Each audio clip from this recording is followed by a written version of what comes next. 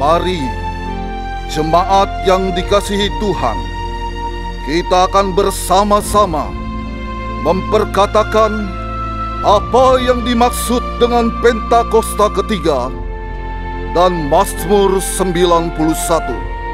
Apa yang dimaksud dengan Pentakosta ketiga? 1. Pentakosta ketiga adalah pencurahan Roh Kudus yang dahsyat di zaman ini, melebihi yang terjadi di Azusa Street. 2. Pentakosta ketiga akan mengakibatkan penuaian jiwa yang terbesar dan yang terakhir sebelum Tuhan Yesus datang kembali. 3. Pentakosta ketiga akan membangkitkan generasi Yeremia, yaitu anak-anak muda yang dipenuhi Roh Kudus, cinta mati-matian kepada Tuhan Yesus, tidak kompromi terhadap dosa, dan akan bergerak untuk memenangkan jiwa.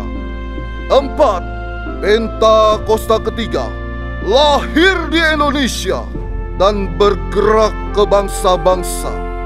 Gerakan ini dari timur ke barat dan akan kembali ke Yerusalem. 5. Pentakosta ketiga akan memberikan kuasa untuk menyelesaikan amanat agung. Dan setelah itu, Tuhan Yesus akan datang kembali. Dan mari bersama kita sepakat dan percaya mendeklarasikan firman Tuhan yang tertulis di Mazmur 91. Dalam lindungan Allah, orang yang duduk dalam lindungan yang maha tinggi dan bermalam dalam naungan yang maha kuasa akan berkata kepada Tuhan, tempat perlindunganku dan kubu pertahananku, Allahku yang kupercayai. Sungguh Dialah yang akan melepaskan engkau dari jerat penangkap burung, dari penyakit sampar yang busuk. Dengan kepaknya ia akan menudungi engkau. Di bawah sayapnya engkau akan berlindung. Kesetiaannya ialah perisai dan pagar tembok. Engkau tak usah takut terhadap kedahsyatan malam, terhadap panah yang terbang di waktu siang, terhadap penyakit sampar yang berjalan di dalam gelap, terhadap penyakit menular yang mengamuk di waktu petang. Walau 1000 orang rebah di sisimu dan 10.000 di sebelah kananmu, tetapi itu tidak akan menimpamu. Engkau hanya menontonnya dengan matamu sendiri dan melihat pembalasan terhadap orang-orang fasik. Sebab Tuhan ialah tempat perlindunganmu, yang maha tinggi telah kau buat tempat perteduhanmu. Malapetaka tidak akan menimpa kamu, dan tulah tidak akan mendekat kepada kemahmu. Sebab malaikat-malaikatnya akan diperintahkannya kepadamu untuk menjaga engkau di segala jalan. Mereka akan menatang engkau di atas tangannya, supaya kakimu jangan terantuk kepada batu. Singa dan ular tedung akan kau langkahi. Engkau akan menginjak anak singa dan ular naga. Sungguh hatinya melekat kepadaku, maka aku akan meluputkannya. Aku akan membentenginya, sebab ia mengenal namaku. Bila ia berseru padaku, aku akan menjawab. Aku akan menyertai dia dalam kesesakan. Aku akan meluputkannya dan memuliakannya. Dengan panjang umur akan kukenyangkan dia, dan akan kuperlihatkan kepadanya keselamatan daripadaku. Haleluya. Mari kita berikan tepuk tangan sorak-sorai terpanjang untuk Tuhan Allah kita. Haleluya. Shalom jemaat Tuhan. Sekali lagi dengan sukacita shalom. Saya rasa belum terlambat rasanya saudara ya untuk mengucapkan selamat tahun baru untuk kita semua. Saya percaya di tahun yang baru ini Ada sesuatu yang besar yang Tuhan siapkan buat saudara dan saya. Amin. Tidak terasa saudara, kita memasuki minggu pertama di tahun yang baru 2025. Tahun 2024 pastinya bukan tahun yang mudah saudara. Tapi saudara dan saya ada di tempat ini hari ini. Kita menikmati kemuliaan Tuhan. Saya percaya semua karena kemurahan Tuhan. Amin. Saudara, saya begitu bersuka cita dan bersyukur masih Tuhan percayakan untuk melayani di gereja Tuhan. Dan saya pun menyadari semua karena anugerah dan kasih karunia. Satu pesan yang Tuhan titipkan untuk saya memasuki di tahun yang baru ini saudara. Yaitu untuk tetap terus mengandalkan Tuhan dalam segala situasi. Di tahun yang lalu seringkali saya masih mengandalkan kekuatan saya sendiri tanpa saya sadari. Dan di tahun yang baru ini saya kembali diingatkan untuk terus melekat sama Tuhan. Kita terus berpegang teguh dan pastinya mengandalkan Tuhan dalam segala hal. Amin. So maukah saudara kita sama-sama sepakat masuk ke tahun yang baru untuk tetap terus mengandalkan Tuhan? Lambaikan tanganmu. Kasih tepuk tangan buat Tuhan Yesus. Mari tunduk kepala kita berdoa. Kami bersyukur Tuhan untuk penyertaan-Mu sepanjang tahun 2024. Kami melihat bukti penyertaan-Mu Tuhan Yesus yang tidak pernah sekalipun meninggalkan kami. Terima kasih Tuhan, terima kasih. Dan memasuki tahun yang baru ini kami mau tetap terus melekat padamu Tuhan Yesus. Jangan pernah sekali-sekali pun meninggalkan kami Tuhan. Kami tahu Engkau Allah yang selalu beserta dengan setiap kami. Terima kasih Tuhan, terima kasih. Kami serahkan ibadah kami dari awal pertengahan hingga akhir dalam tangan-Mu Tuhan Yesus. Di dalam nama Tuhan Yesus kami berdoa mengucap syukur. Amin.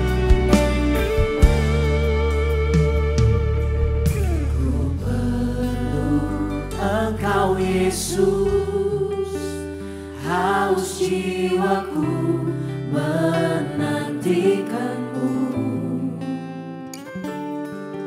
Ku percaya Kau penuh pengharapanku di dalam-Mu. Katakan bersama.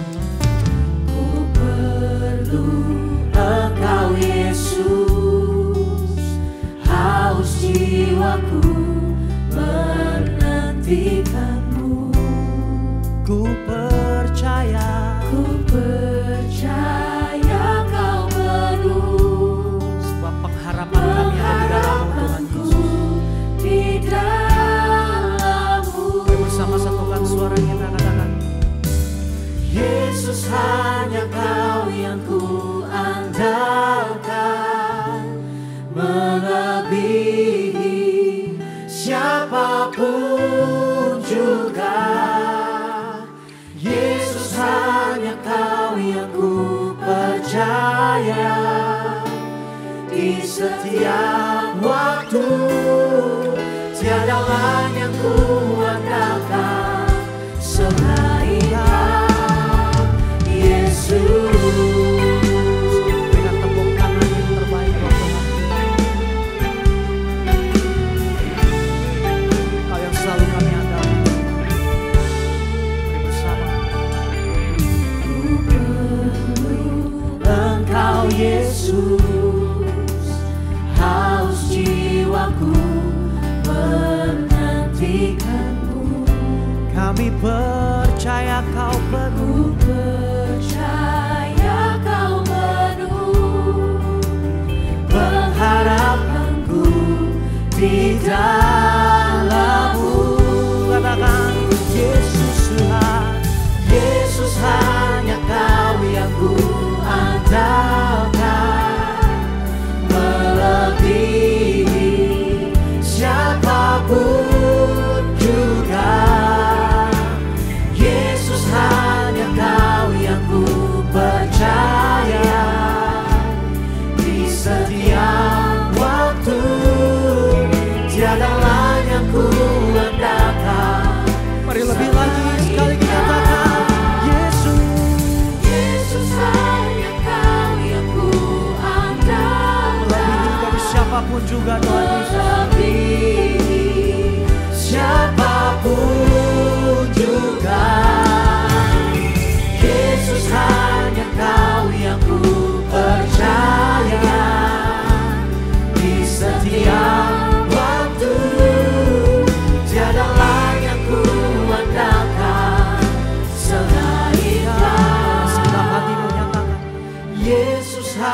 hanya Kau yang kami andalkan.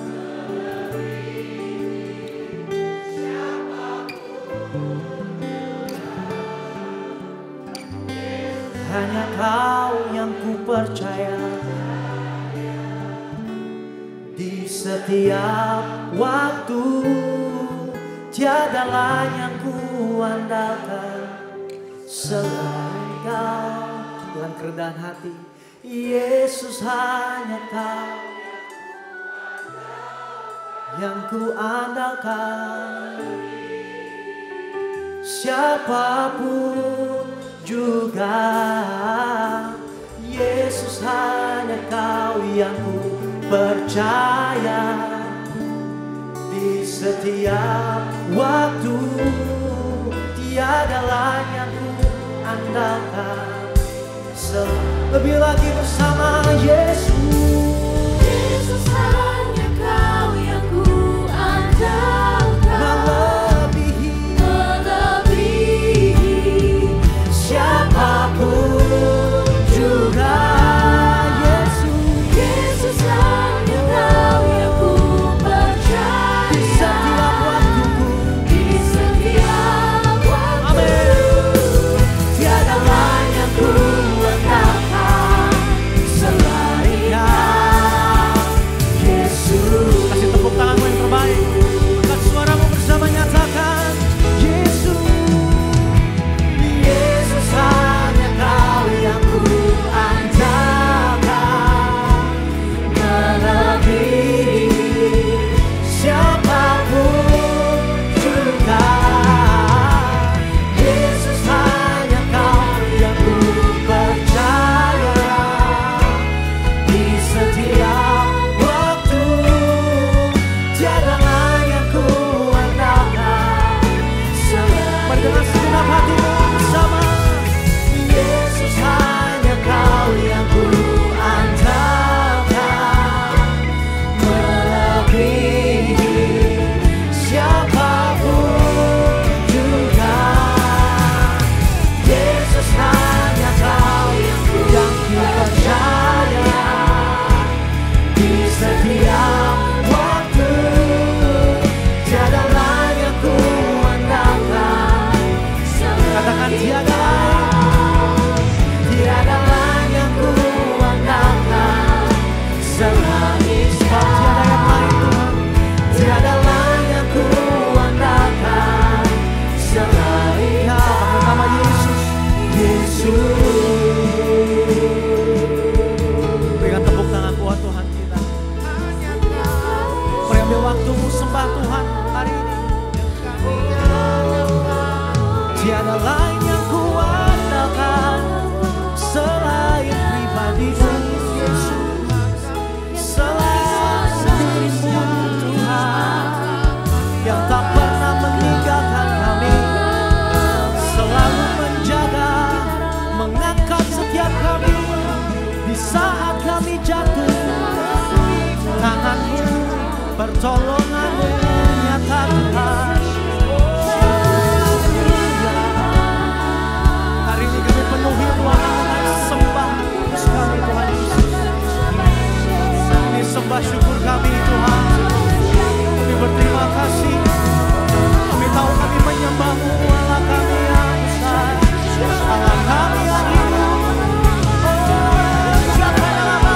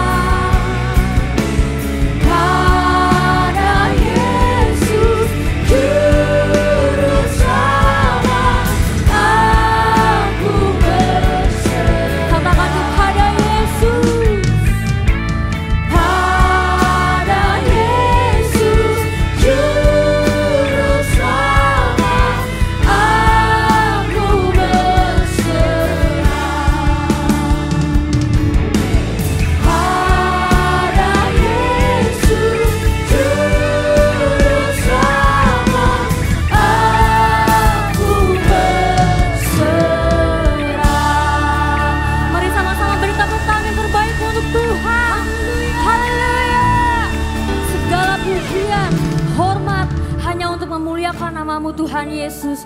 Mari sama-sama yang mau lebih lagi untuk Tuhan katakan, amin. Shalom GBI PRJ. Sekali lagi shalom.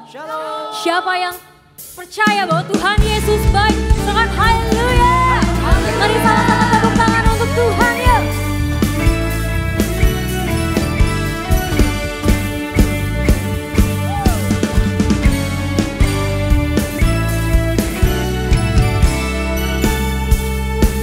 Sama-sama nyatakan.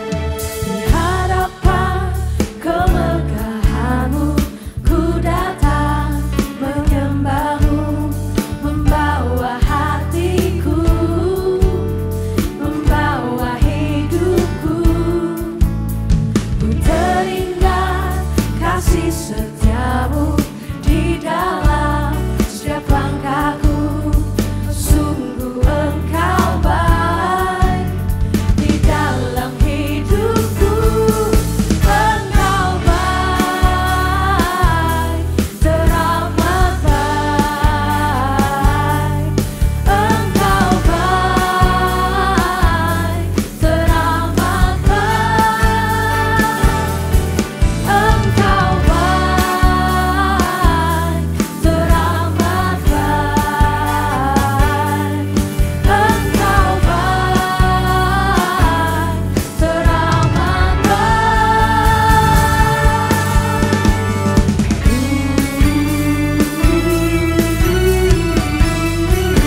Yang percaya bahwa Tuhan Yesus baik, dengan haleluya.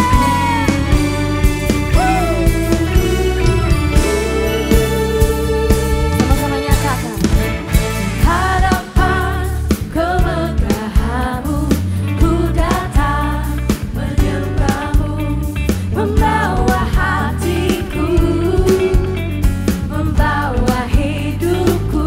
Ku teringat kasih setia-Mu di dalam setiap langkahku. Sungguh Engkau baik di dalam hidupku. Sama-sama angkat tanganmu. Engkau baik, teramat baik. Engkau baik, teramat baik. Engkau baik,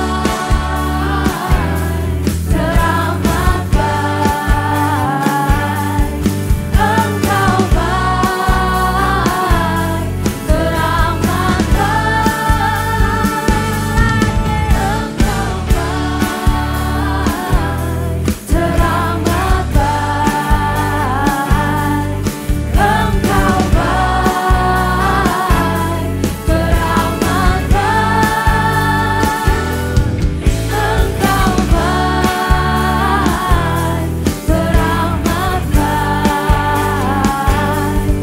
Engkau baik, teramat Kami percaya Engkau sangat baik Tuhan Yesus. Kau berdaulat di atas kehidupan kami Yesus.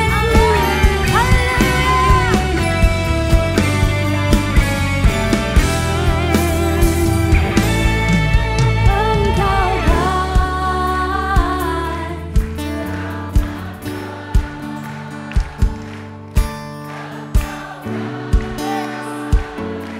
teramat baik. Engkau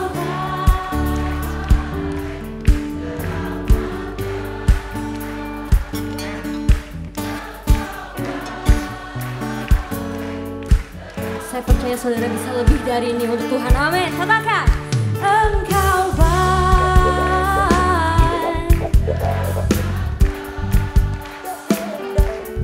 Engkau baik, teramat baik.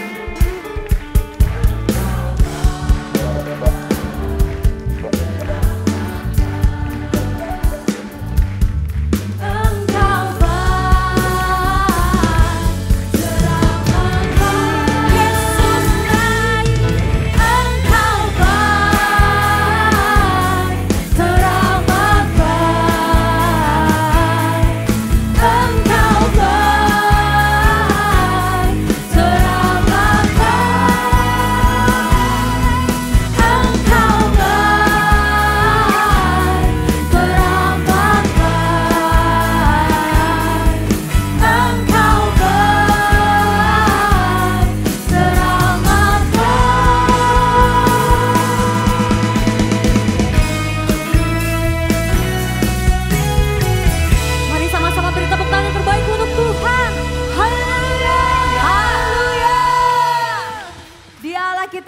yes, amin. Kita tidak takut dan tidak gentar sebab Tuhan pembelaku. Haleluya. Mari bertepuk tangan untuk Tuhan.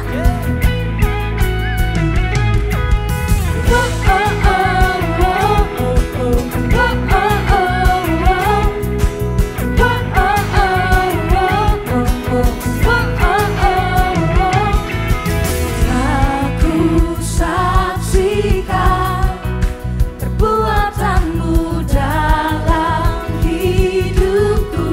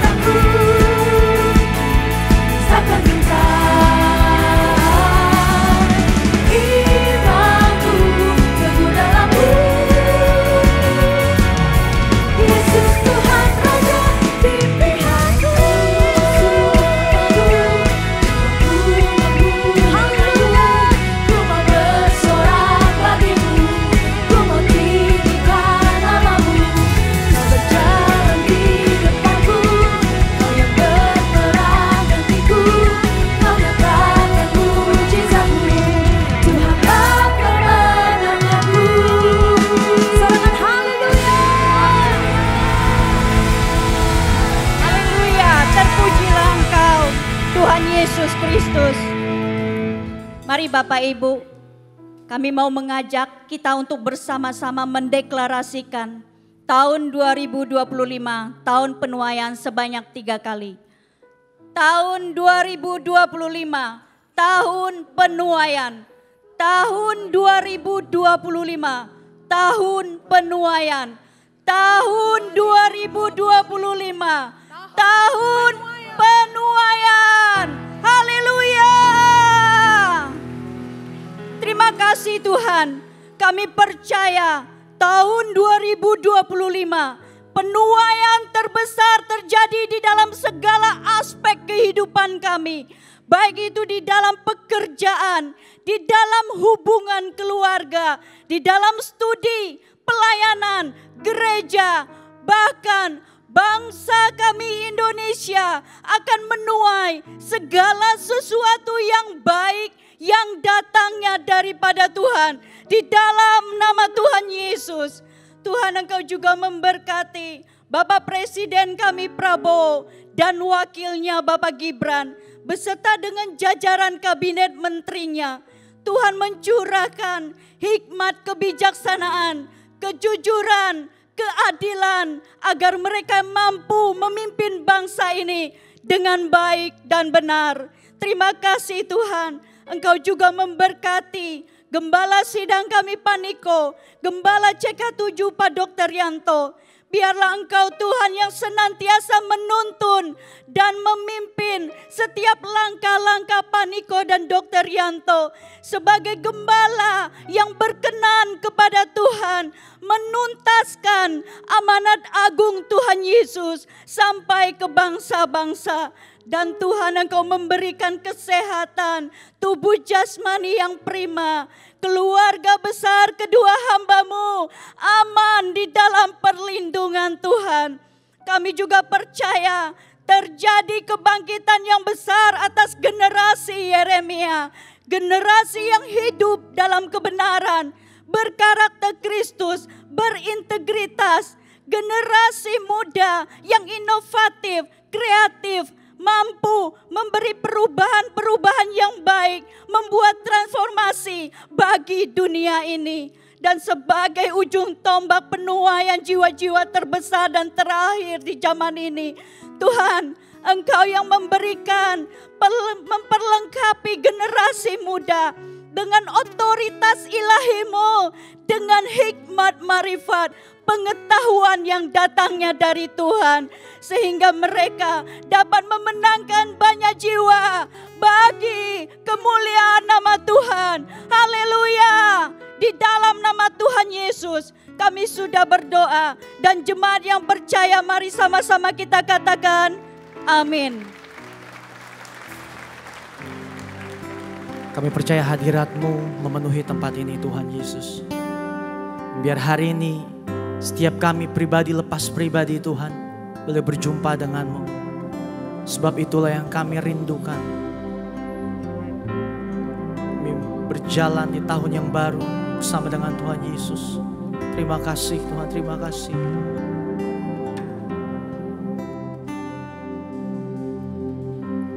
Can't go back to the beginning. Can't control what tomorrow will bring.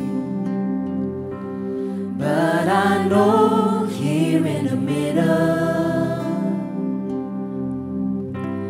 is the place where you promised to be. Let's worship. I'm not enough unless you come. Will you meet me here again?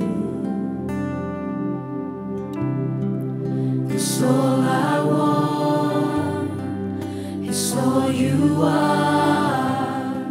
Will you meet me here again? Sebab bersama dengan-Mu itu yang kami rindukan Tuhan Yesus.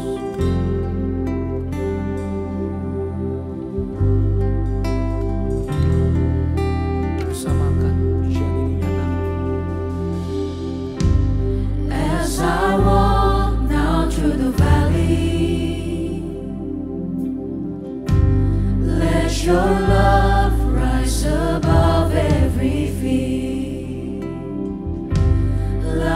sun shaping the shadow.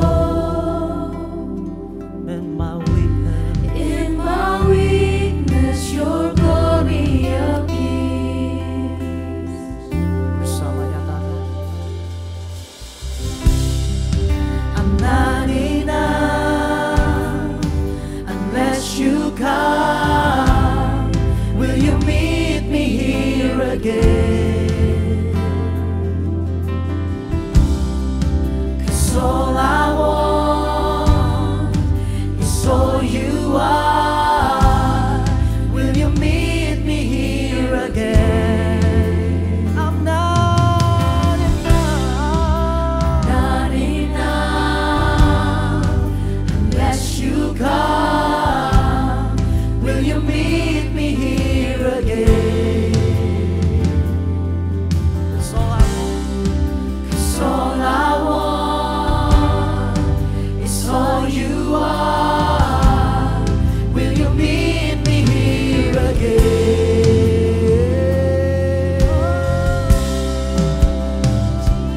Mari bawa sembahmu. Ini kerinduan setiap kami Tuhan. Untuk kami tetap terus melekat kepadamu Tuhan Yesus apapun yang terjadi. Jamah kami, urapi kami, lawan kami Tuhan. Oh, Not for a minute was I forsaken. The Lord is in this place. The Lord is in this place. come Holy Spirit. Come, Holy Spirit, dry bones awaken. The Lord is in this place. The Lord is in One more this time, place. say not for a minute. Not for a minute Was I forsaken? was I forsaken.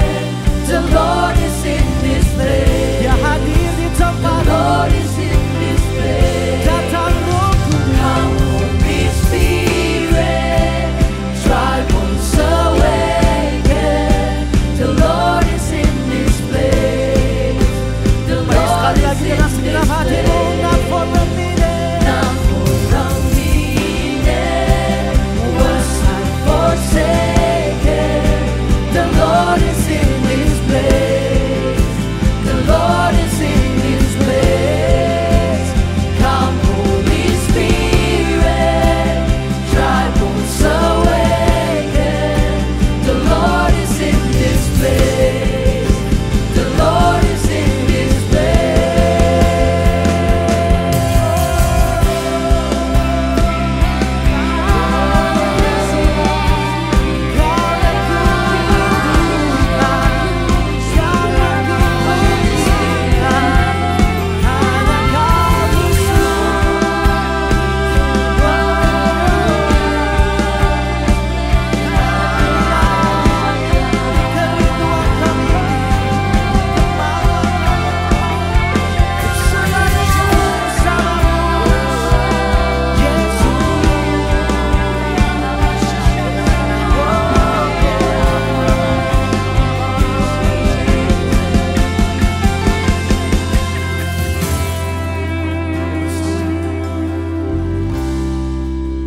Not enough unless you come. Will you meet me here again? 'Cause all I want 'Cause all I want is all you are. Will you meet me here again?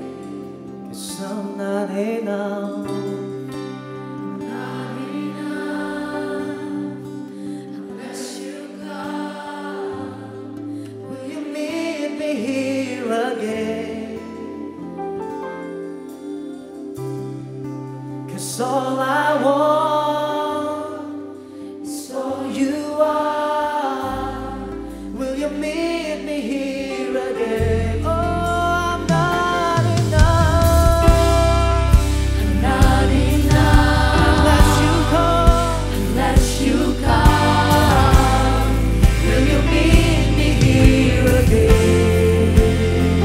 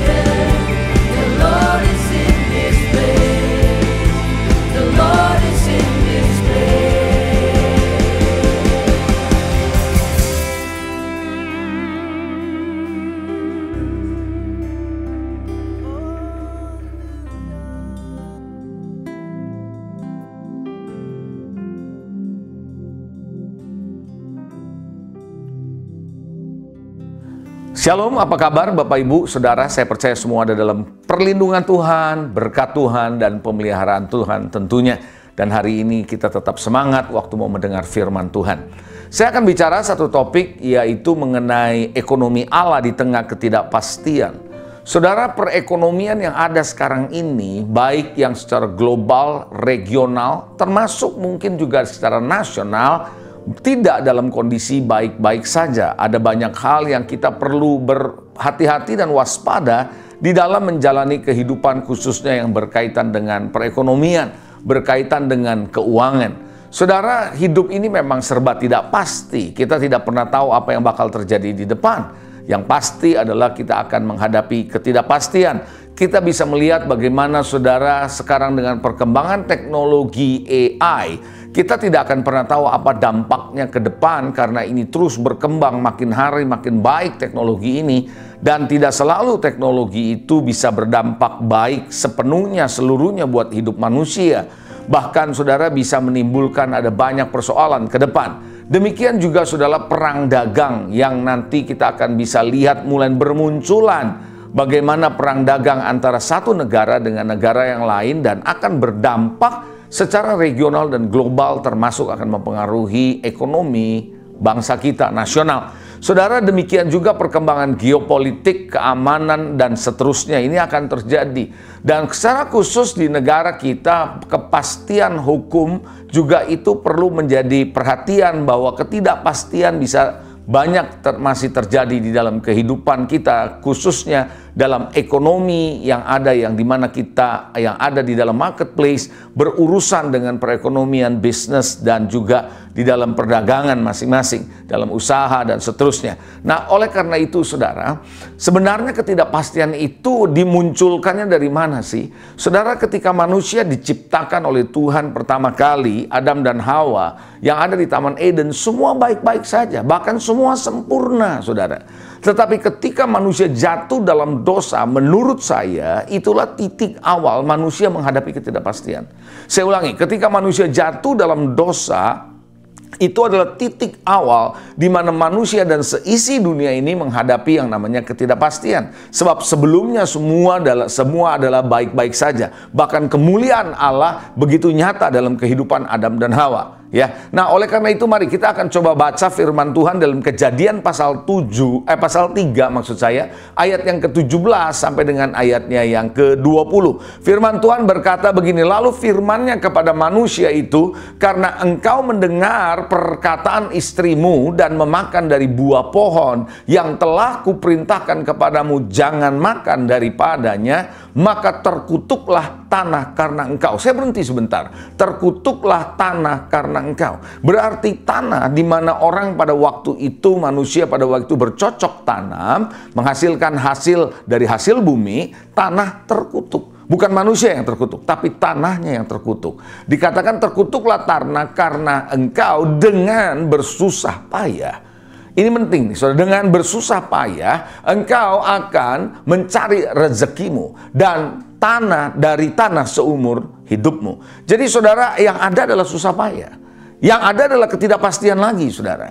Sehingga itulah sebabnya kenapa ketika manusia jatuh dalam dosa, itulah titik awal di mana manusia menghadapi yang namanya ketidakpastian. Di ayat yang ke-18 dikatakan, semak duri dan rumput duri yang akan dihasilkannya bagimu. Saudara bayangkan, saudara, yang dihasilkan adalah duri.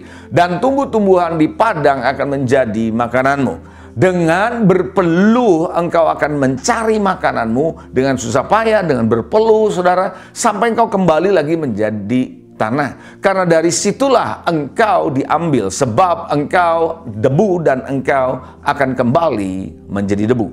Bapak Ibu Saudara, berarti dari sini kita bisa melihat dari sebelumnya dalam keadaan yang sangat ideal, sangat sempurna, akhirnya manusia jatuh dalam dosa dan mengakibatkan hidup ini dengan keluh kesah, dengan susah payah, dengan berpeluh, sehingga mereka manusia harus menghadapi realitas bahwa tanah di mana mereka berpijak, tanah di mana mereka mendapatkan hasil cocok tanam mereka itu adalah terkutuk. Berarti saudara, susah payah, sulit. Jadi kalau terkutuk kita nggak pernah tahu lagi apakah tanah ini menghasilkan atau tidak.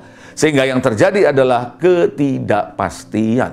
Oleh karena itu Bapak Ibu Saudara, ketidakpastian juga mempengaruhi pada hari di modern sekarang ini, khususnya pasca COVID. Ini masih ada pengaruhnya loh saudara. Kalau kita perhatikan berita-berita yang Anda, kalau ikutin berita-berita yang ada pasca pandemi ini, pandeminya sudah selesai, COVID sudah selesai, tapi efeknya sampai hari ini masih terasa secara ekonomi. Ambil contoh saudara, kalau Anda semua berita sudah ada. Berita yang terkini adalah bagaimana sebuah perusahaan tekstil besar, saya boleh aja sebut namanya karena memang sudah diberitakan, Sritex. Bagaimana saudara bangkrut yang sudah sekian besar dengan total hutang per bulan Oktober kemarin saudara adalah 25 triliun. Anda bisa bayangkan saudara, perusahaan yang besar bisa bangkrut. Saudara, bukan cuma di dalam negeri Sritex. Anda tahu Boeing, saudara, sedang mempersiapkan diri langkah 10% karyawannya akan di PHK atau sebanyak 17.000 karyawan. Bukan jumlah yang sedikit, saudara. Demikian juga kalau kita melihat Pizza Hut yang ada di Indonesia akan mem-PHK kira-kira 370-an karyawan. Bahkan sudah menutup 20 gerai. Begitu berita yang ada, saudara. Demikian pula, saudara, kalau Anda perhatikan secara internasional, kita tahu Tupperware. Tupperware yang sudah eksis 78 tahun, itu menyatakan dirinya bangkrut loh, saudara. Dari berita ini yang saya dapatkan, saudara. Anda bisa googling, Anda bisa lihat kok, saudara. Nah, belum lagi, saudara, perpajakan yang terus juga akan membuat kita tidak jelas ke depannya seperti apa. Bapak, Ibu, Saudara, ketidakpastian memang udah pasti, itu bahasa saya, bahwa kita akan pasti menghadapi ketidakpastian. So kita tidak bisa menghindar ketidakpastian ini. Tetapi kita mesti mengerti bahwa kita punya Allah yang bisa menolong kita, yang bisa membawa kita di dalam kemenangan, dalam berjalan di tengah ketidakpastian ini. Oleh karena itu Bapak Ibu Saudara, kalau kita menghadapi keadaan yang seperti ini, apakah Tuhan sudah memberitahu sebelumnya? Yes, Tuhan sudah memberitahu sebelumnya bahwa perekonomian akan menimbulkan banyak gejolak. Dari mana saya bisa ngomong begini? Mari kita buka saudara Alkitab kita di dalam Wahyu pasal 6 ayat 5 dan ayat yang ke-6. Saya ulangi, Wahyu pasal 6 ayat 5 dan ayat yang ke-6. Di sana dikatakan demikian, dan ketika anak domba itu membuka meterai yang ketiga, aku mendengar makhluk yang ketiga berkata begini, mari. Dan aku melihat sesungguhnya ada seekor kuda hitam dan orang yang menungganginya memegang sebuah timbangan di tangannya. Saya berhenti sebentar. Coba katakan sama-sama saya, timbangan. Oke, timbangan itu untuk menimbang berat ya. Nah, kalau zaman sekarang, kalau Anda tahu di dalam perekonomian atau keuangan corporate finance atau keuangan korporasi, kita tahu timbangan itu adalah neraca. Ini bicara soal keuangan, saudara. Jadi ini adalah malaikat yang khusus berbicara tentang hal-hal yang berkaitan dengan ekonomi atau keuangan, saudara. Timbangan, dia pegang timbangan, saudara. Lalu ayat ke-6 dikatakan demikian, dan aku mendengar seperti ada suara di tengah-tengah keempat makhluk itu berkata begini, secupak gandum sedinar dan 3 cupak jelai sedinar. Saya ulangi, secupak gandum sedinar, 3 cupak jelai sedinar. Tetapi jangan rusakkan minyak dan anggur itu. Nah saudara, apa artinya secupak? Secupak ini adalah sebuah takaran atau sebuah ukuran yang kira-kira banyaknya 1 liter. Jadi bahasa dari ayat ini bilang begini, 1 liter gandum harganya sedinar. Sedinar itu upah kerja sehari. Gitu ya. Kalau sekarang mungkin upah minimum sehari berapa tergantung gitu ya kursnya hari ini. Tapi yang pasti adalah upah sehari sedinar itu adalah secupak gandum sedinar harganya. Jadi 1 hari kerja bisa beli 1 liter gandum. Lalu dikatakan bahwa 3 cupak jelai sedinar harganya. Saudara, jelai Harganya juga 1 dinar, tapi 3 dapat volume lebih banyak, 3 liter. Saudara, apa maksud ayat ini? Saya waktu merenungkan ayat ini, Bapak Ibu Saudara, yang namanya gandum itu makanan manusia. Gandum makanan manusia. Untuk beli makanan gandum sebanyak seliter, tadinya kita bisa beli dengan 1 dinar. Tapi apa yang terjadi karena keuangan harga membumbung tinggi, ayat ini saya melihat menjadi ayat yang menjadi gambaran inflasi sedang terjadi luar biasa.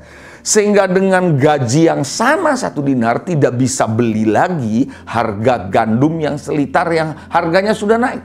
Maka harus ganti kualitasnya dari gandum ke jelai. Jelai makanan yang kualitasnya lebih rendah dari gandum. Dan untuk bisa dapat lebih banyak, bisa 3 liter dengan harga yang sama. Tapi kualitasnya merosot, saudara. Nah, apa artinya? Di sini menunjukkan bahwa kualitas manusia, makanan, kebutuhan itu akan merosot kalau mau mempertahankan jumlah yang dia bisa makan. Dengan harga 1 dinar yang sama. Artinya apa? Inflasi akan terjadi di hari-hari ke depan. Nah, saudara, Alkitab sudah katakan demikian. Oleh karena itu, Bapak Ibu Saudara, kita tidak bisa menggantungkan diri kita kepada sistem ekonomi dunia ini. Kenapa? Karena sistem ekonomi dunia ini akan menimbulkan selalu gejolak, akan selalu menimbulkan ketidakpastian, membuat kita akan menjadi frustrasi kalau kita hanya mengikuti ekonomi dunia ini. Oleh karena itu, saudara, saya sering berkata begini, sistem ekonomi Allah atau ekonomi kerajaan Allah baru akan terlihat dan akan dirasakan nyata, ada, hadir, dan menjadi kekuatan buat setiap orang percaya justru ketika krisis atau resesi melanda ekonomi dunia. Selama ekonomi dunia kelihatannya oke-oke saja, sistem ekonomi Allah atau ekonomi kerajaan Allah tidak begitu kelihatan. Kenapa? Karena sistem ekonomi dunia ini masih jalan dengan baik. Tapi apa yang terjadi ketika krisis terjadi? Apa yang terjadi ketika resesi terjadi? Maka semua yang diandalkan dengan sistem ekonomi dunia ini tidak berjalan sebagaimana seharusnya. Maka disitulah baru kita bisa melihat ekonomi Allah nyata ada, nyata terlihat. Kira-kira gitu, saudara. Jadi selama ada krisis baru bisa kelihatan. Contoh, saudara. Apa yang terjadi ketika ada krisis di Mesir, ketika tulah-tulah datang, maka baru kelihatan ada sistem ekonomi Allah, Goshen, di mana di situ perlindungan buat umat Tuhan, bangsa Israel. Saudara, apa yang terjadi ketika krisis demi krisis yang terjadi, yaitu apa yang terjadi ketika kekeringan terjadi, maka ekonomi Allah itu nyata. Kita melihat bagaimana Elia dipelihara di tepi sungai Kerit, bukan? Bagaimana dia makan daging yang dikirim oleh Tuhan secara mujizat oleh burung gagak. Demikian janda di Sarfat di era itu, di masa Elia lagi masa kekeringan itu, dipelihara oleh Tuhan dan terjadi multiplikasi. Tepung tidak pernah habis, minyak tidak pernah habis, sampai masa kekeringan selesai. Kok bisa seperti itu? Nah, disitulah baru kelihatan ekonomi Allah terjadi di saat-saat krisis. Bagaimana seorang janda yang suaminya nabi meninggal, penagih hutang sudah datang, dia nggak bisa bayar. Saat krisis terjadi, maka diperkenalkan dia oleh Elisa ekonomi Allah. Bagaimana Tuhan mencukupi segala kebutuhan, bahkan minyak yang dari bejana yang ada, lalu kemudian dia kumpulkan minyak itu, Elisa bilang jual minyak itu, bayar hutang, dan kamu bisa hidup dari lebihnya.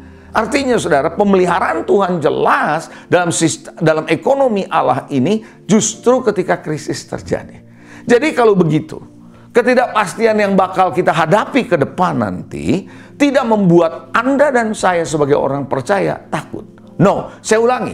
Kalau begitu, ketidakpastian di depan tidak membuat saudara dan saya sebagai orang percaya menjadi takut, khawatir, cemas, gelisah. Nggak ada. Kenapa? Karena justru di masa ketidakpastian itu kita akan lihat bahwa ekonomi Allah itu nyata luar biasa. Yang percaya dan setuju sama saya katakan amin. Yes, karena selama ekonominya baik-baik saja kita nggak melihat. Nah, itulah sebabnya justru di saat-saat krisis, ketidakpastian ini, kita semakin harus mengandalkan ekonomi Allah. Yang setuju sama saya boleh katakan amin. Tapi sayangnya saya perhatikan saudara, ada begitu banyak orang Kristen, dan saya berharap itu tidak terjadi pada Anda yang menyaksikan ini. Tapi saya melihat ada begitu banyak orang percaya nggak terlalu yakin, atau orang Kristen ini nggak terlalu percaya dengan ekonomi Allah. Mengapa mereka tidak percaya? Karena ada di antara mereka yang berpikir bahwa Tuhan itu hanya berurusan rohani. Dia tidak ada kaitannya dengan hal-hal yang namanya ekonomi, keuangan, dan sebagainya. Hanya soal sorga, neraka, kira-kira gitu. Saking merasa itu terlalu rohani, Tuhan gak ada berurusan dengan ini. Siapa bilang? Tuhan mau tertarik dengan keadaan ekonomi saudara dan saya, keuangan saudara dan saya. Ada lagi yang berpikir karena Tuhan itu menganggap bahwa keuangan, ekonomi itu dosa. Itu penuh dengan kejahatan. Enggak juga. Karena semuanya itu baik-baik, oke-oke saja. Tapi orang yang menjalankannya yang bisa menimbulkan kejahatan. Yang bisa menimbulkan keserakahan dan sebagainya, saudara. Lalu saudara, orang merasa bahwa belajar perekonomian lebih nyaman dengan pakar di dunia ini. Lebih daripada apa yang dikatakan oleh Alkitab. Sehingga tanpa disadari Bapak Ibu Saudara, makanya banyak orang tidak bisa percaya lagi sama ekonomi Allah, saudara. Kenapa bisa seperti itu? Ya karena yang tadi saya katakan, tidak percaya sama ekonomi Allah. Oleh karena mereka berpikir pakar di dunia yang punya pengalaman itu lebih layak untuk didengar. No, saya mau katakan saudara, firman Tuhan. Saya sebagai seorang yang latar belakang bankir dan juga belajar banyak mengenai keuangan waktu saya kuliah dulu, saya melihat bahwa apa yang Tuhan ajarkan di Alkitab nggak main-main, saudara. Dahsyat. Dan itu terjadi persis, prinsip itu seperti apa yang dikatakan Tuhan kalau kita melakukan sebagaimana yang Tuhan sudah perintahkan di situ. Nah saudara, saya mau ajak saudara bahwa Anda mesti mengerti bahwa Tuhan itu adalah satu-satunya sumber hidup saudara. Baru Anda bisa melihat ekonomi Allah. Nanti saya akan masuk lebih lanjut bagaimana saudara bisa berjalan di dalam ekonomi Allah, masuk dalam zona ekonomi Allah. Saudara yang dikasihi Tuhan, bukankah ada ayat yang berkata begini? Emas dan perak adalah milikku. Allah itu mencipta langit dan bumi dan segala isinya. Berarti semua kekayaan yang ada di bumi, di bawah bumi, mineral, semua yang ada di perut bumi, semua yang ada di atas bumi, itu milik Tuhan, saudara. So, kalau Anda mau mengakses ke sana, kalau Anda mau masuk ke dalam ekonomi ini, maka Anda perlu libatkan Tuhan. Nah, Allah punya ekonominya sendiri buat saudara dan saya di tengah ketidakpastian. Dan yang membuat kita bersyukur adalah ekonomi Allah ini adalah ekonomi yang pasti. Karena dia sendiri yang akan menjagai saudara, memberkati saudara, menyiapkan penyediaan buat saudara. Nah Bapak Ibu Saudara, Anda mesti mengerti bahwa ekonomi Allah tidak pernah resesi.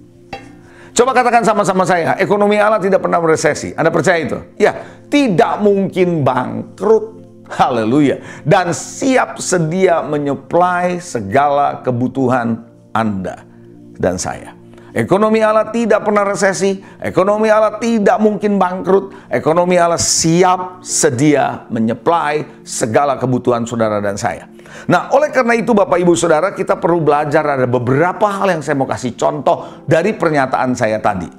Bahwa ekonomi Allah tidak pernah resesi, tidak mungkin bangkrut, dan siap menyediakan saudara. Saya kasih contoh beberapa saja buat saudara. Ambil contoh, saya nggak akan bacakan semua ayatnya. Saya akan menyebutkan aja bagian dari ayat tersebut. Nanti saya akan ceritakan saudara. Ada kisah tentang janda yang berhutang. Janda yang berhutang di mana suaminya Nabi meninggal. Itu Anda bisa baca nanti dalam 2 Raja-Raja pasal 4 ayat 1 sampai dengan ayatnya yang ke-7. 2 Raja-Raja 4 ayat 1 sampai 7.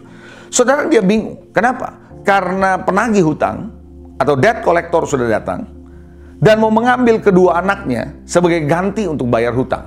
Karena zaman itu, saudara, orang bisa diperjualkan jadi budak, ya kan? Sehingga untuk membayar hutang. Nah, saudara, apa yang terjadi? Janda ini tentu saja tidak rela anaknya diambil. Dia datang kepada Elisa. sebagai seorang nabi Tuhan, di mana suaminya almarhum ini dulu menjadi muridnya Elisa.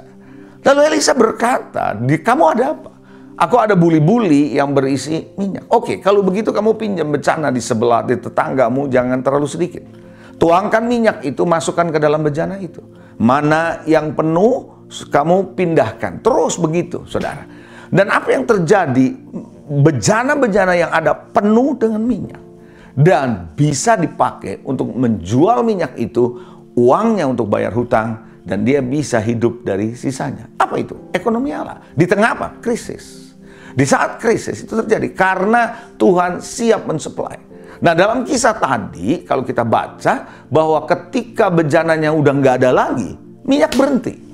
Artinya apa? Tuhan itu siap mensuplai saudara dan saya kalau ada wadahnya, kalau ada tempatnya, ada kapasitasnya. Nah, Bapak Ibu Saudara, artinya apa? Tuhan tidak pernah berhenti supply saudara dan saya.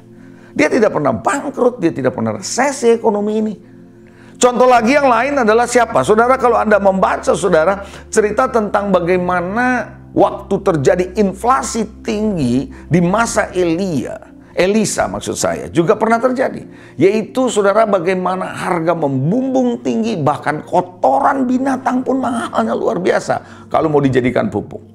Bahkan ada seorang perempuan, ibu tega masak anaknya demi untuk melanjutkan hidup. Nah, kisah itu Anda bisa baca dalam 2 Raja-Raja 7 ayat 1 sampai 2. Jadi dan sesudahnya juga Anda bisa baca. Begini saudara kisahnya. Kisahnya adalah saudara karena inflasi tinggi, Elisa bilang begini, besok harga-harga akan turun. Dia berkata demikian, besok harga-harga akan turun. Nah, Bapak Ibu Saudara, ketika dia bilang besok harga-harga akan turun, apa yang terjadi? Ada seorang yang namanya ajudan raja. Ajudan raja pegang data. Betul, karena dia dekat sama raja, dekat sama menteri, dia tahu data statistik perekonomian yang ada. Betapa sulitnya ekonomi yang ada yang sedang dihadapi waktu itu. Sehingga dia berkata kepada Elisa, sekalipun tingkap langit dibuka, nggak bakal itu terjadi. Artinya apa? Si ajudan ini percaya ada Tuhan. Tuhan bisa buka tingkap langit. Tapi dia bilang dia nggak percaya itu bisa terjadi. Nggak mungkin itu terjadi. Jadi gini, karena dia punya data. Jadi dari situ saya bisa ambil sebuah kesimpulan begini. Ajudan ini tidak percaya apa yang dia percayai. Dia tidak percaya kalau Tuhan bisa membuat harga-harga itu turun dalam sekejap. Dia walaupun dia percaya ada Tuhan. Jadi ini yang namanya dia tidak percaya dengan apa yang dia percayai. Jangan sampai Bapak Ibu Saudara tidak percaya dari apa yang Anda percayai. Yang kita percaya, kita tidak percaya. Gitu loh Bapak Ibu Saudara. Sering kan kita bilang saya percaya, tetapi kenyataannya, realitasnya dalam praktek, dalam kehidupan kita, pengambilan keputusan, tindakan kita, pikiran kita tidak menunjukkan kalau kita itu percaya. Nah, apa yang terjadi saudara? Besoknya Tuhan bekerja melalui 4 orang kusta. Anda tahu, Anda baca nanti ceritanya. Dan akhirnya saudara, musuh punya aset, punya harta, punya makanan, ditinggal begitu saja. Kenapa? Karena 4 orang kusta ini waktu jalan dirubah oleh Tuhan suaranya seperti tentara yang banyak. Sehingga musuh yang lagi berkemah ketakutan kabur begitu saja. Dan betul besoknya harga turun. Kok bisa? Di tengah krisis, sekali lagi, ekonomi Allah dinyatakan. Ada nggak contoh yang lain? Ada lagi saudara. Bagaimana saudara terjadi ketika kelaparan terjadi yang dihadapi oleh Ishak? Anda bisa baca ayatnya. Saya sedang menjelaskan kepada saudara bagaimana ekonomi Allah adalah ekonomi yang tidak pernah resesi, tidak pernah bangkrut, dan siap sedia menyuplai segala kebutuhan saudara. Beberapa contoh saya berikan kepada saudara. Nah, bagaimana Ishak ketika mengalami kelaparan? Dia mau pergi ke Mesir. Dia pikir Mesir jawabannya. Tapi di tengah perjalanannya Tuhan berkata kepada Ishak. Anda bisa baca dalam Kejadian 26 ayat 1 sampai dengan ayat yang ketiga. Tuhan berkata kepada Ishak, kamu jangan pergi ke sana. Tinggal di tempat di mana aku suruh. Gerar, dia tinggal di sana. Dan yang menarik saudara, di tengah krisis ini, saudara, Tuhan berkata kepada dia bagaimana dia menabur. Waktu dia menabur, dia ngikutin ekonomi Allah. Kalau ekonomi Allah adalah tabur tuai, saudara. Nah, ketika dia menabur, apa yang terjadi? Dia menuai luar biasa. Dan Tuhan berjanji kepada dia, aku akan memberkati engkau. Wow, jadi apa yang terjadi? Waktu Anda baca nanti Anda lihat bagaimana setiap kali dia gali sumur, sumurnya berbual-bual dengan air. Sehingga ternaknya terpelihara dengan baik di tengah kelaparan. Artinya apa? Di tengah krisis, Tuhan nyatakan ekonominya. Jadi sekali lagi punya pengharapan. Ketidakpastian boleh terjadi di depan, krisis boleh terjadi di depan, tapi percayalah, ekonomi Allah tahan resesi, bahkan tidak pernah resesi. Yang setuju sama saya katakan amin. Yes. Saudara, di masa kekeringan, saya kasih terus Anda beberapa contoh supaya saudara tahu ya, bahwa ekonomi Allah itu luar biasa. Saudara, ketika masa kekeringan, Elia pernah menyampaikan nubuatan begini. Selain dari perkataanku, tidak mungkin turun hujan, tidak mungkin ada embun. Kering. 3,5 tahun bangsa Israel ngalamin kekeringan. Anda bisa baca di dalam 1 Raja-Raja 17 mulai ayat 1 dan seterusnya. Anda baca itu ya. Saudara, saya hanya membacakan atau meringkas cerita itu. Nah, saudara, apa yang terjadi ketika kekeringan terjadi? Tuhan berkata, ini lagi krisis, kekeringan terjadi. Lalu Tuhan berkata kepada Elia, kamu tinggal di tepi sungai Kerit. Aku akan pelihara kamu.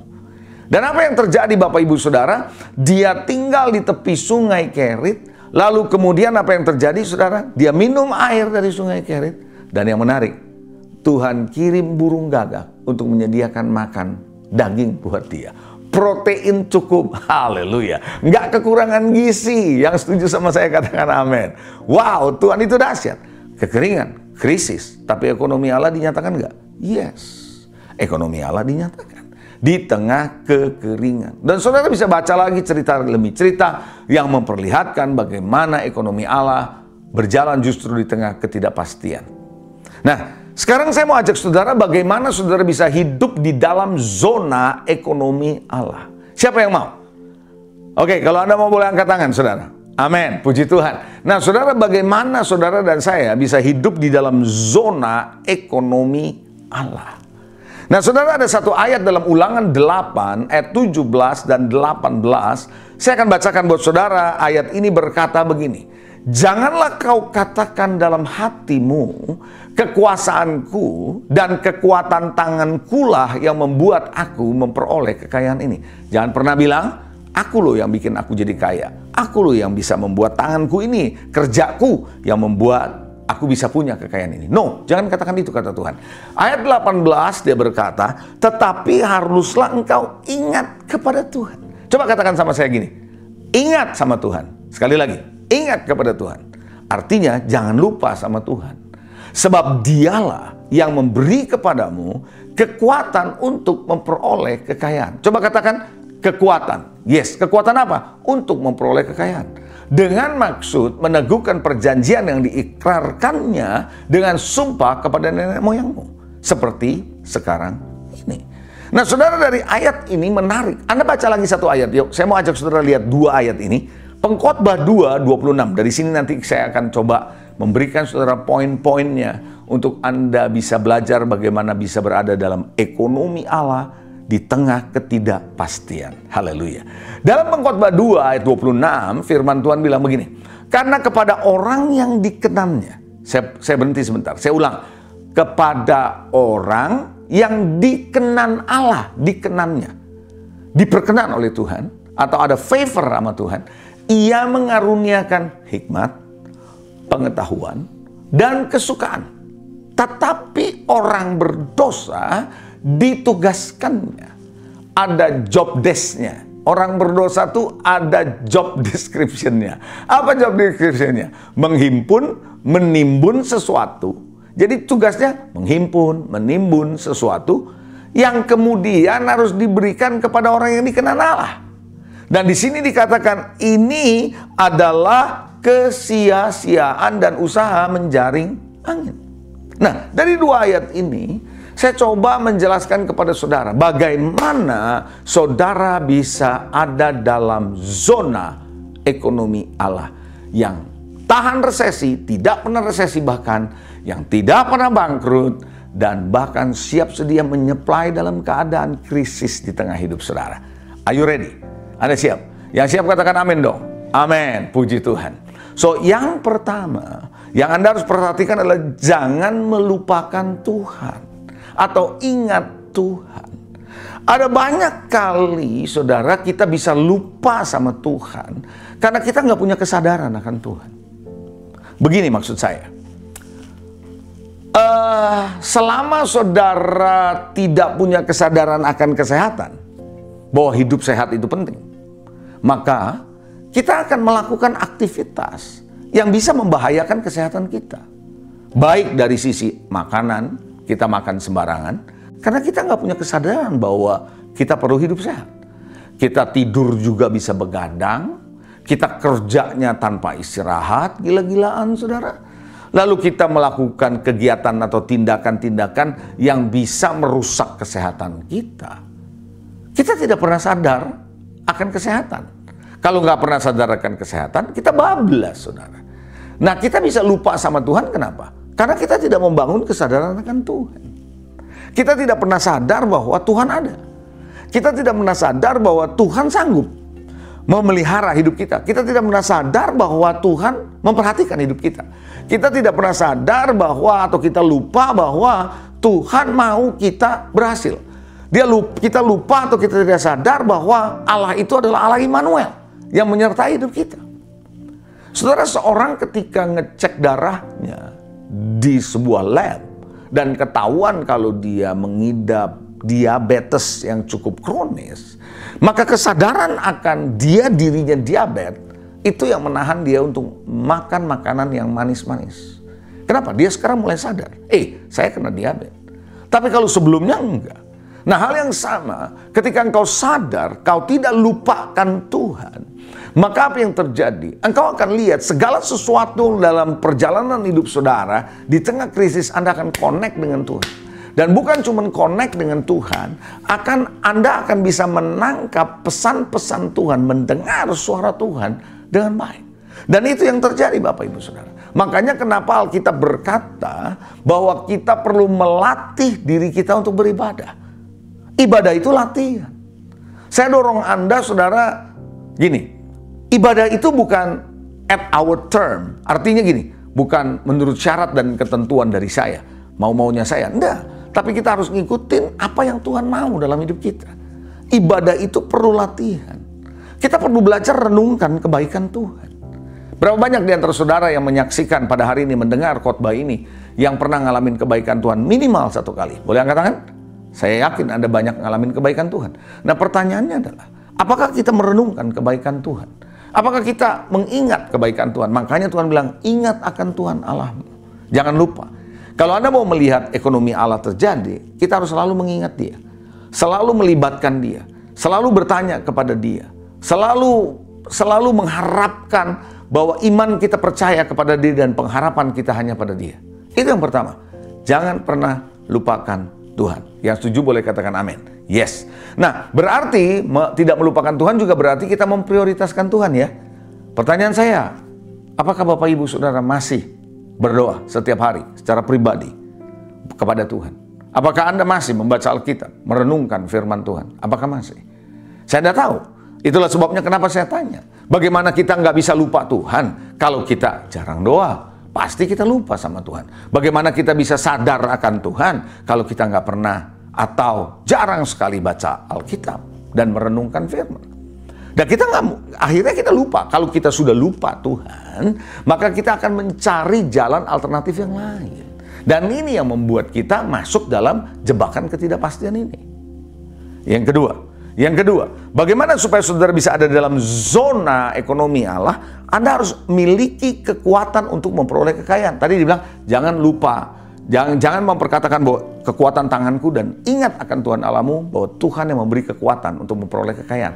So, poin yang kedua, kalau Anda mau masuk dalam zona ekonomi Allah, adalah Anda harus menerima atau memiliki kekuatan untuk memperoleh kekayaan. Bukan kekayaannya, tapi kekuatan untuk memperoleh kekayaan. Nah, apa itu kekuatan untuk memperoleh kekayaan? Itu adalah ketika manusia batinnya saudara, ketika spirit saudara tetap mau dipimpin Tuhan. Anda baca di Alkitab saudara, ya, Anda baca ya. Saya nggak akan bacakan semua.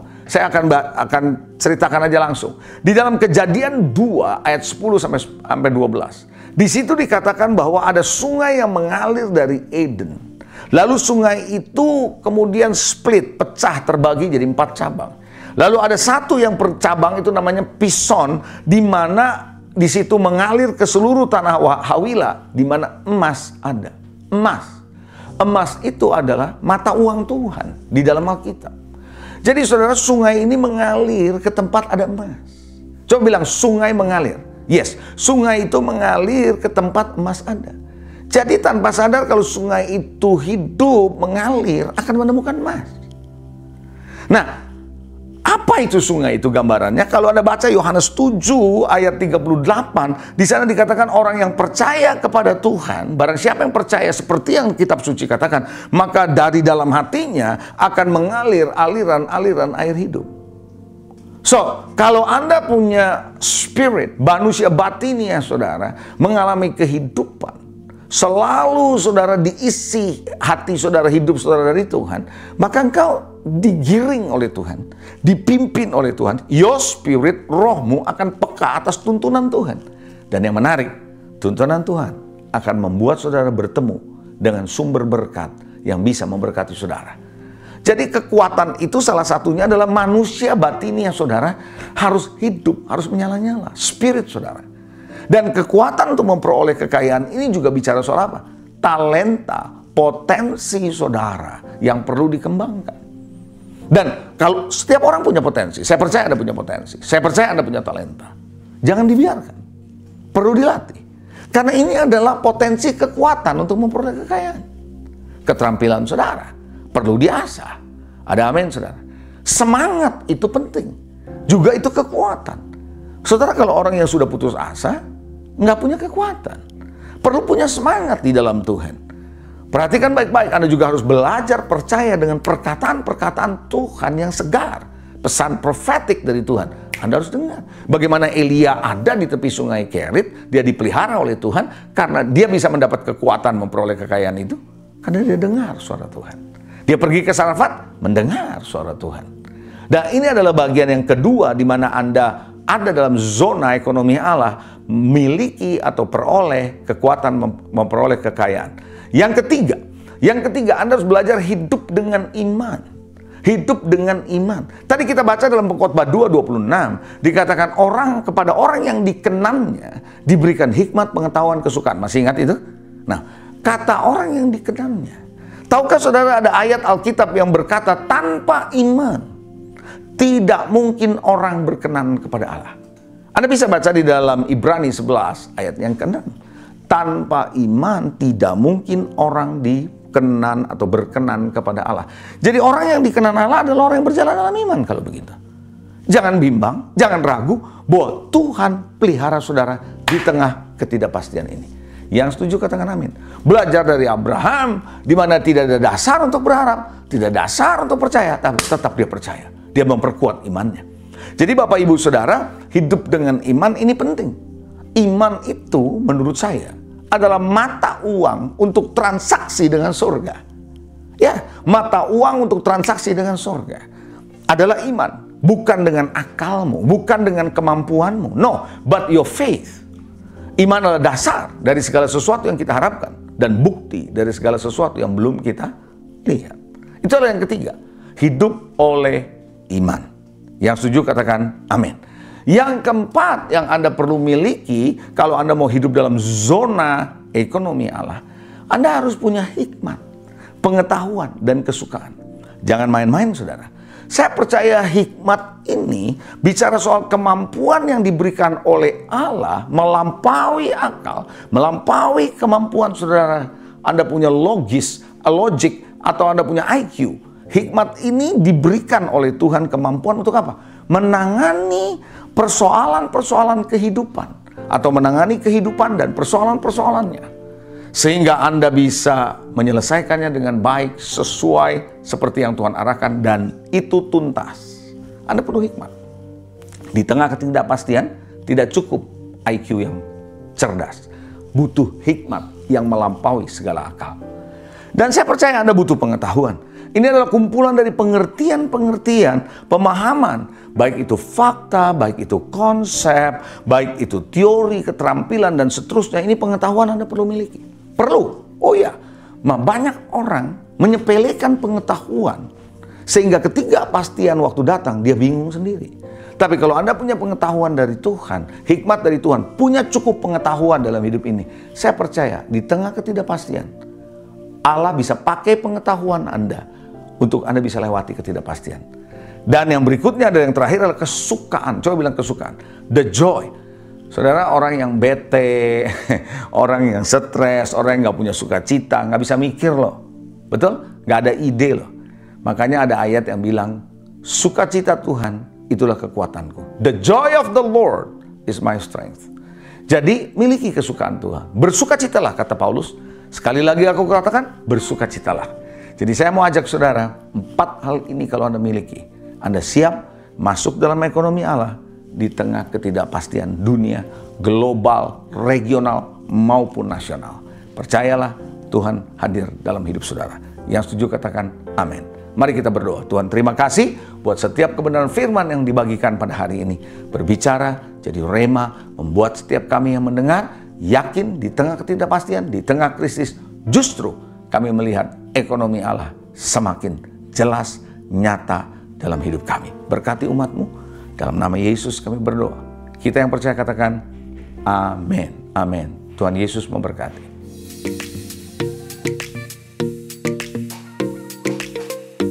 Shalom. Gembala dan seluruh pengerja CK7 serta jemaat Tuhan mengucapkan terima kasih kepada Pendeta Leonardo Samsuri MBMTH yang telah memberkati kita semua melalui penyampaian pesan firman Tuhan pada hari ini. Tuhan Yesus memberkati Bapak dan keluarga berlimpah-limpah. Amin. Berikut kami sampaikan beberapa pengumuman. Ibadah Raya V-Live Streaming hari Minggu 19 Januari 2025 pukul 7, 9, 11.30, 14, dan 16.30 waktu Indonesia Barat akan dilayani oleh PDP Juan Alexander Lesmana Bekom. Ibadah Minggu tanggal 19 Januari 2025 diadakan di GBPRJ pukul 7, 9, dan 11.30 waktu Indonesia Barat, dilayani oleh Evangelis Jinda Darmawan. Pukul 16.30 waktu Indonesia Barat, dilayani oleh Pendeta Leonardo Samsuri MBMTH. GB Interkon pukul 7, 9, dan 11 waktu Indonesia Barat, dilayani oleh Pendeta Evangelis Saputra SMTH. Pukul 16 dan 18 waktu Indonesia Barat, dilayani oleh Pendeta Robertus Purwadesa SPD. GB Alam Sutramo pukul 7, 9, dan 11 waktu Indonesia Barat, dilayani oleh Pendeta Henry Salak Parang. Pukul 13, 15, dan 17 waktu Indonesia Barat, dilayani oleh PDP Hartono SE. GB PRJ Pluit pukul 9 dan 11 waktu Indonesia Barat, dilayani oleh PDP Rita Arifin SE. Pukul 16.30 waktu Indonesia Barat, dilayani oleh PDP Tirsa Julana Wibowo. GB PRJ Mandarin pukul 9 waktu Indonesia Barat, dilayani oleh Pendeta Immanuel Kristo. GB HCR pukul 8 dan 10 waktu Indonesia Barat, dilayani oleh PDP Ruth Yenet. GB St. Moritz pukul 9, 11, dan 13 waktu Indonesia Barat, dilayani oleh PDP Tirsa Julana Wibowo. Pukul 15 dan 17 waktu Indonesia Barat, dilayani oleh Pendeta Henry Salak Parang.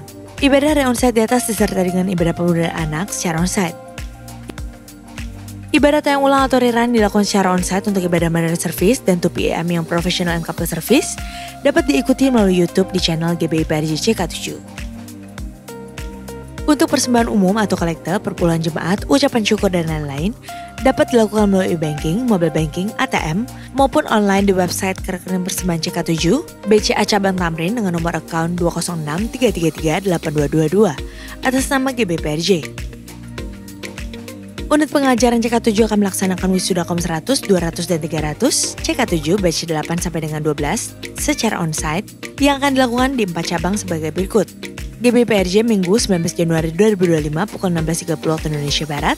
GB St. Moritz pada hari Minggu 26 Januari 2025 pukul 17 waktu Indonesia Barat. Registrasi peserta wisuda dapat dilakukan di WA Group masing-masing batch.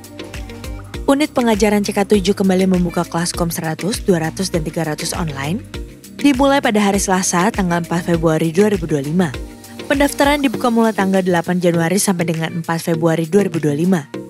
Bagi Bapak Ibu yang ingin memperdalam isi Alkitab, dapat mengikuti kelas tersebut dan harap dapat segera mendaftarkan diri. Untuk pendaftaran dapat melalui website www.gbprj.org atau dapat mendaftarkan diri di counter sekretariat pada hari Minggu di gereja masing-masing cabang sesuai tempat Bapak Ibu beribadah. Untuk info lengkap seluruh kegiatan GBPRJ CK7, maka Bapak Ibu dapat follow sosial media GBPRJ baik di Instagram, TikTok, Facebook, maupun Twitter. Sekian pengumuman pada hari ini, terima kasih atas perhatian Bapak Ibu sekalian, Tuhan Yesus memberkati. Terimalah berkat yang berlimpah-limpah dari Allah Bapa, kasih karunia di dalam anaknya yang tunggal, Yesus Kristus. Persekutuan yang manis dengan Roh Kudus menyertai kita mulai saat ini sampai Tuhan Yesus datang untuk kedua kalinya, menjemput kita di awan-awan yang permai, bahkan untuk selama-lamanya. Semua yang percaya katakan amin. Shalom semua. Kegagalan lebih dari sekedar sebuah kata, melainkan sebuah fakta dan situasi yang pernah dialami oleh semua orang. Hampir tidak ada orang yang tidak pernah gagal. Di balik keberhasilan dan kesuksesan yang dialami seseorang, tidak sedikit kegagalan yang dialami sebagai pembelajaran serta cambuk yang memotivasinya untuk berproses sehingga mengalami kemajuan. Petrus pernah mengalami kegagalan. Gagal dalam mewujudkan janjinya kepada Tuhan Yesus, sekalipun pada saat itu Tuhan Yesus sudah mengingatkannya apa yang akan terjadi. Kisah ini dituliskan dalam Lukas 22 ayat 31-34 dan ayat 60 sampai ayat yang ke-62. Dalam situasi seperti ini, ada dua perspektif yang berbeda, yakni perspektif Petrus terhadap diri pribadinya dan perspektif Tuhan Yesus terhadap Petrus. Petrus melihat dirinya sebagai orang yang gagal. Itu sebabnya setelah ayam berkokok dan Tuhan Yesus memandang kepadanya, ia sadar bahwa ia telah menyangkal Tuhan Yesus sebagaimana pernah diberitahukannya kepadanya. Hal ini membuat Petrus terpukul dan merasakan kesedihan yang mendalam karena penyangkalannya. Namun perspektif Tuhan Yesus berbeda. Tuhan Yesus tahu bahwa Petrus akan menyangkal dirinya dan sudah mengingatkan Petrus.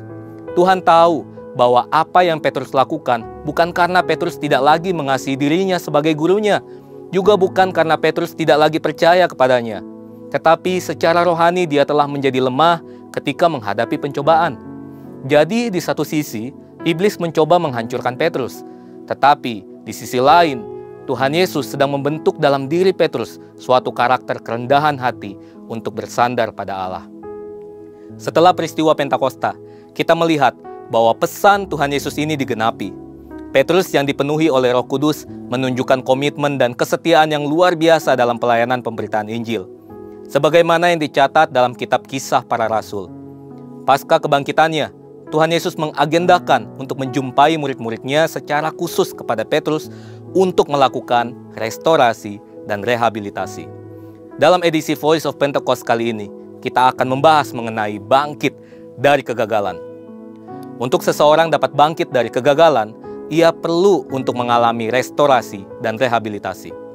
Menurut Merriam-Webster Dictionary, restorasi berarti an act of restoring or the condition of being restored, a bringing back to a former position or condition. Tindakan memulihkan atau kondisi yang dipulihkan, membawa kembali ke posisi atau kondisi sebelumnya. Dan rehabilitasi berarti the process of restoring someone to a useful and constructive place in society. Proses mengembalikan seseorang ke tempat yang berguna dan konstruktif dalam masyarakat. Berdasarkan pengertian tersebut, paling tidak kita dapat menyimpulkan bahwa dalam konteks pembahasan kita, restorasi berarti tindakan Yesus untuk memulihkan Petrus dari keadaan terpuruk akibat kegagalan dalam menepati komitmennya pada Yesus. Dan rehabilitasi berarti tindakan Yesus untuk menempatkan kembali Petrus ke posisi dan peran yang berguna dan konstruktif dalam komunitas orang percaya dan masyarakat. Restorasi dan rehabilitasi terhadap Petrus dilakukan Tuhan Yesus dengan cara yang luar biasa. Yang pertama, menegaskan kasih Petrus kepadanya, bukan menegaskan kesalahan Petrus kepadanya. Tuhan Yesus nggak datang kepada Petrus dan menegaskan, betul kan apa yang kukatakan? Makanya jangan sok jago. Kamu akhirnya menyangkali aku dan kabur kan? Takut mati juga kan? Sebaliknya, dia datang kepada Petrus dan menanyakan serta menegaskan kasih Petrus kepadanya sebanyak 3 kali. Simon anak Yohanes, apakah engkau mengasihi aku? Dari peristiwa ini kita melihat bagaimana Tuhan Yesus memberikan ruang bagi kesalahan untuk membuat seseorang belajar dari pengalaman tersebut. Bagi kita yang saat ini sedang merasakan kegagalan dalam komitmen kita mengasihi, mengiring, dan melayani Tuhan, jangan menghindar dan lari dari Tuhan. Sebaliknya, mari kita mendekat kepadanya dengan jujur dan hancur hati, izinkan kasih-Nya menjamah kita dan memulihkan kita. Bagi para pemimpin rohani, penting sekali untuk bersikap dan bertindak bijaksana terhadap orang yang kita pimpin dan bimbing, khususnya mereka yang mengalami kegagalan atau merasa gagal, bahwa mereka kembali kepada komitmen mereka untuk mengasihi Tuhan Yesus dan izinkan kasih Tuhan Yesus memulihkan mereka, sehingga mereka bangkit dan jadi pemenang. Yang kedua, memberikan Petrus tugas dan tanggung jawab penggembalaan. Ketika seseorang melakukan kesalahan dan bertobat, kemudian mengalami pemulihan, tidak sedikit yang harus memulai kembali pelayanannya dari nol. Seperti kalimat yang sering disampaikan petugas pom bensin. Dimulai dari nol ya. Artinya, seseorang harus mulai merangkak kembali dalam pelayanannya dari awal. Hal itu terjadi karena semua jabatan dan tanggung jawabnya dilucuti saat dia melakukan pelanggaran. Tuhan Yesus memiliki pendekatan yang berbeda. Saat memulihkan Petrus, Tuhan Yesus juga melakukan rehabilitasi bagi Petrus dengan memberikan tanggung jawab, gembalakanlah domba-dombaku. Dan kita melihat bagaimana Petrus menjadi soko guru pada era gereja mula-mula. Tentunya hal ini tidak kemudian menjadi pola rehabilitasi yang dapat diberlakukan kepada semua orang. Seorang pemimpin rohani tetap harus melihat dan menilai kesungguhan pertobatan dari staf atau anak rohani yang digembalakannya. Dengan demikian, proses rehabilitasi terjadi kepada orang yang tepat, pada saat yang tepat, dan posisi yang tepat. Sebagai pribadi yang telah ditebus oleh Tuhan Yesus, mungkin kita juga pernah, bahkan sering gagal dalam memenuhi komitmen kita untuk setia kepada Dia.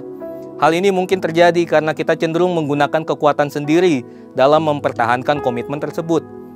Oleh karena itu, agar kita tidak terjebak dalam kegagalan terus-menerus, marilah kita bersandar pada kekuatan, pengurapan, serta penyertaan Roh Kudus. Apabila suatu saat kita harus mengalami kegagalan, janganlah kita cepat berputus asa, tetapi perbaharuilah komitmen kita itu dengan tetap bersandar dan mengandalkan kekuatan Roh Kudus. Tuhan Yesus, baik secara langsung maupun melalui pemimpin rohani yang Dia tempatkan di atas kita, akan merestorasi dan merehabilitasi kita untuk bangkit dan jadi pemenang. Saudara, untuk penjelasan lebih lengkap dari tim teologi kami, silakan buka link yang ada di atas atau scan QR code yang tersedia. Tuhan Yesus memberkati.